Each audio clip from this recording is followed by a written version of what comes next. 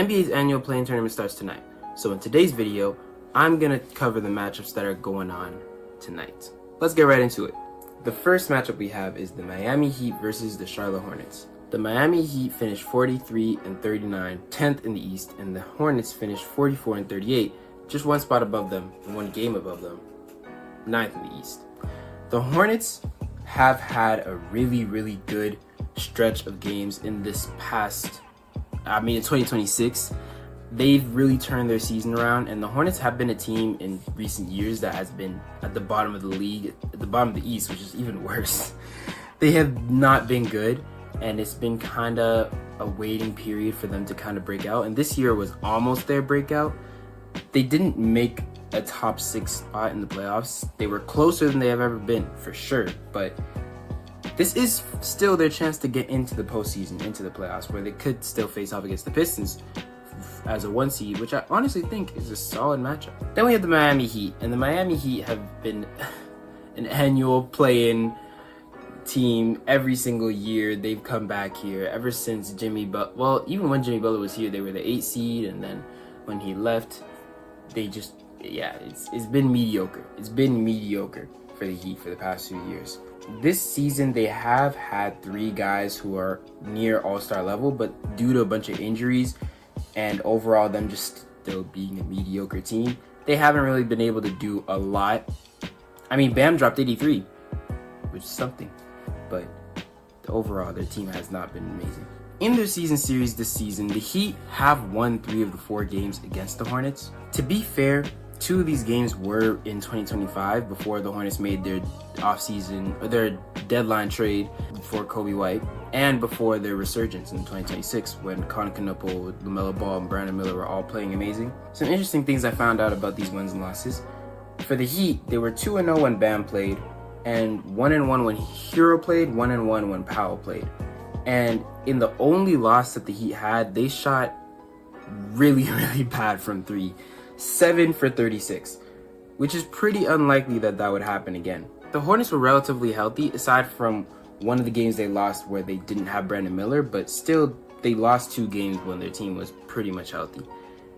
And they were 1-1 against them with Kobe White on the team, and in 2026 when they had their little resurgence. One thing I noticed that is not great is whenever they lose the game, they lose the turnover battle.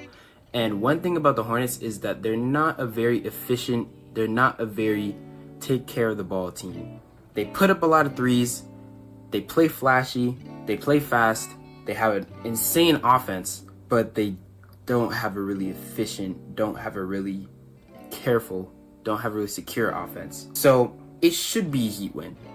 If Bam plays well, if one of Hero or Powell plays well, and if at least one role player shows up, the Heat should be okay winning this game. They have better star power, and they have great perimeter defense. They've proven this in the past 2 games that they played, forcing so many turnovers. They have a more experienced coach in Eric Spoelstra, who's been here before in many playoff situations over the years, won championships. The Heat have the odds to win this game. They won the season series. It just looks like it's in their favor. But the Hornets have had a really good 2026.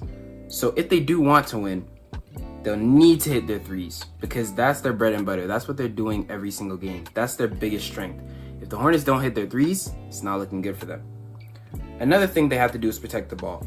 The Heat are really trying to force turnovers against them. They have a bunch of ball pressure. They have post pressure. Their defense is really good. There was one game where they won the turnover battle, and that was the game that they won. If the Hornets can do that again in this game, then there's a good chance that they win. The Hornets do have a statistically better offense and defense than the Heat, surprisingly. The defense is actually kind of surprising, but not as surprising considering how mid-tier the Heat have been this season. Regardless, another thing I think the Hornets need to do is do their best to contain one of the guards. I look at the Hornets and I don't see a lot of amazing perimeter defenders who you could put on Hero or Powell to take that matchup and really challenge one of the guards, but if they can do their best to at the very least contain, at least lessen the productivity of either Hero or Powell, their chances are looking pretty good. Still, my guess is that the Heat win 6.5 out of 10 times. I used this same rating system in the Rockets video I just made, where give each team a rating, or each series a rating, each matchup a rating, depending on how many times out of 10 I see one of the teams winning rather than the other. So if the Heat and Hornets matched up 10 times, I'd give the Heat 6.5 of those wins. It's kind of weird because 6.5, but that's just like I couldn't pick between 6 and 7. I'm gonna shut up. I also decided to say, hey, maybe I could put this into like a number and maybe I can get really like accurate. Like I say the Heat win by 8 points. If the Heat actually win this game by 8 points, that would be really insane. But that was just a little thing I wanted to sneak in there. And if the Heat win that game, that means they go on to face whoever comes out of the Sixers versus Magic game, which is really interesting. And we're gonna talk about that tomorrow. The next game that we have going on tonight is the Portland Trail Blazers versus the Phoenix Suns. The Blazers are a team, a very young team that has had a resurgence, or kind of first surge, not resurgence because he wasn't good before. But Denny Avdia has had a breakout season and he's been really, really good. He was an all-star this year. And so he's been kind of leading them. Drew Holiday has come in and been a great veteran role player who's been helping them get some good wins. And they got a record of 42-40, getting the 8th seed in the West, which is pretty impressive. I mean, they have a really good supporting cast. When you look at their team, they have guys like Tamani Kamara, Donovan Clingan, Scoot Henderson, Shaden Sharp, guys who you really, Jeremy Grant, guys who you don't think about, a bunch of good role players. And so it's not exactly super surprising that they're here, but it definitely is above the expectations that a lot of people would have had for them. The Suns, on the other hand, are a team that just lost Kevin Durant, their like superstar player. And although they still have Devin Booker, who's their franchise player, who they've had for the past decade, people didn't have high hopes for them coming into the season. So they surpassed expectations. Dillon Brooks and Jalen Green came in, and Jalen Green only in some games this season, but specifically Dillon Brooks having a breakout season, doing what a lot of people never expect him to do, averaging 20 plus points per game, and helping this Suns team get a lot of their important wins. In fact, in the season series, the Suns won 2 out of the 3 games that they played against each other, and in the 2 games that they won, Dillon Brooks played. The 1 game that they lost, Dillon Brooks didn't play. Also, Devin Booker's only played 1 game against the Blazers this year, and they won that game, so that's another interesting thing to note. When Jalen Green played, there was no Dillon Brooks and no Devin Booker, so they lost. Of course they lost. They had no Dillon Brooks, no Devin Booker. But another interesting thing about that game is that the Blazers held the Suns to 77 points in that game. And that's one really important thing about the Blazers when it comes to this matchup. The defense. The defense is the Blazers' strong suit. They have Donovan Clingan, they have Kamara, they have Holiday, they have Jeremy Grant. They have guys who are known for locking up on that end. And if those guys can produce a defensive masterclass, I like the Blazers' chances in this game. Still, they have very little postseason experience. So it's not exactly ideal for the Blazers to go against a team like the Suns, who have guys who have been here before. And of course, Drew Holiday is a guy who's been in the playoffs before, but aside from that, you don't have much. Jeremy Grant maybe, but it's not a lot of guys on the Blazers who you can look to for guidance. When it comes to like specific stats about who's playing when these games happened, the Blazers are 1-1 when they played the Suns with Denny, but really 0-1 because in the win that they had against the Suns, Denny left a minute in with the injury. The Blazers are also 1-1 against the Suns with Drew, and they're 0-2 against the Suns with Shaden Sharp playing. I don't think these are necessarily important, like, oh no, Shaden Sharp is the problem, but just interesting things that I found.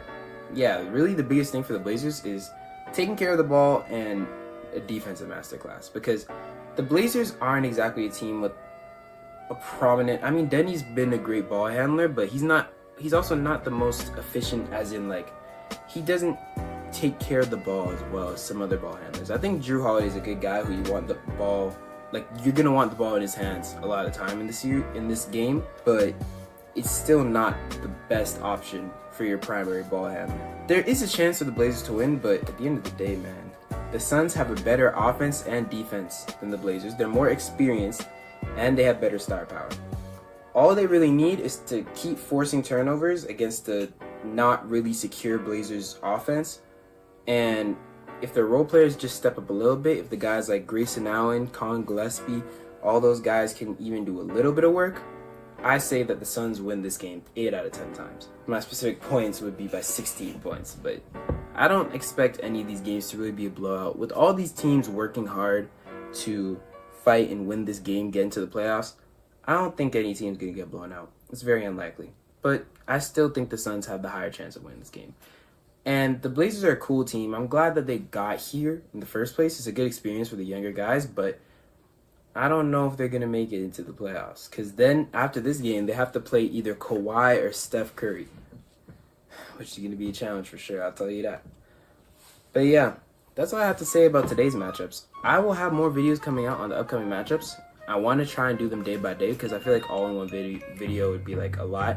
And I could do it, but I also want to talk about the upcoming playoff series because I can talk about the 4-5 and 3-6 matchups. So maybe that video comes out Thursday, and then the other play-in talk comes out on Friday.